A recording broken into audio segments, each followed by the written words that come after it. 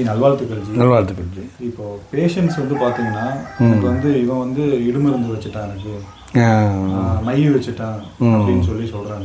இப்போ என்னோட கேள்வி என்னதுன்னா, இந்த இடுமருந்து மை வச்சு ஒருத்தவங்களோட மனசை வந்து மாற்ற முடியுமா, வாழ்க்கையை வந்து சீரழிக்க முடியுமா ஜி? அதாவது நிறைய பேருடைய வாழ்க்கை அவங்களே சீரழிச்சுக்கிறாங்க. இவன் நம்மளை இப்படி பண்ணிட்டானோ அவன் இப்படி பண்ணிட்டானோ மாற்றி மாற்றி நினச்சி தனக்குள்ளேயே வளர்த்து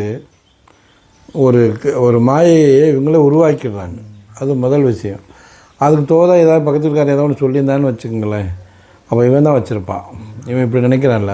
அந்த மாதிரி அவங்க என்ன பண்ணுறாங்க, அவங்களுக்குள்ளேயே உருவாக்கின அந்த கற்பனையை அந்த இடத்துல அவங்க உறுதியாக வச்சுக்கிடுவாங்க. அடுத்து இன்னொரு விஷயம் என்னென்னா, அந்த காலத்தில் இருந்தது இந்த எலும்புக்கூடு இருக்குல்ல, தலையில் ஸ்கல், இறந்த உடனே புதைச்சோடனே என்ன பண்ணுவாங்கன்னா, உள்ளுக்குள்ள ஹைப்போதலமஸ்னு ஒன்று இருக்குது. அந்த ஹைப்போதலமஸ்க்கு வந்து பவர் இருக்குது. என்ன பவர் இருக்குதுன்னா, மைண்டு பவர். மகாபாரதத்தில் பார்த்திங்கன்னா பாண்டு தான் அந்த உலகத்தை பிடிப்பான், எக்ஸ்டென்ஷன் ஆகும். அந்த மாதிரி இந்த ஹைப்போதலமஸ்க்கு அந்த பவர் இருக்குது. அதை தான் என்ன பண்ணுவாங்கன்னா, அந்த தலைக்குள்ள அதை எடுத்து அதை வந்து அதுக்கு சில முறைகள்லாம் இருக்குது, அதை பானம் பண்ணி இது பண்ணி அதுக்கு வந்து உயிர் கொடுப்பாங்க, ஆர்டர் கொடுப்பாங்க, இங்கே போ இங்கே வா அப்படின்னு சொல்லிட்டு. ஸோ அங்கேருந்து எது மந்திர சக்தி மாதிரி தான். அந்த ஆர்டர் கொடுத்தாங்க அப்படின்னு சொன்னால் அது அங்கே போய் பாதிக்கத்தான் செய்யும். அது அந்த காலத்தில் இருந்தது. இப்போ எவனாலும் போய் பாடியை தொட்டான்னு வச்சுக்கோங்க, பிரச்சனை இல்லை, கொண்டே வருவாங்க.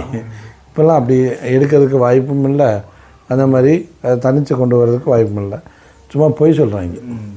தன்னுடைய ஓன் கற்பனை நிஜம் இல்லை, தன்னுடைய மனபயம்.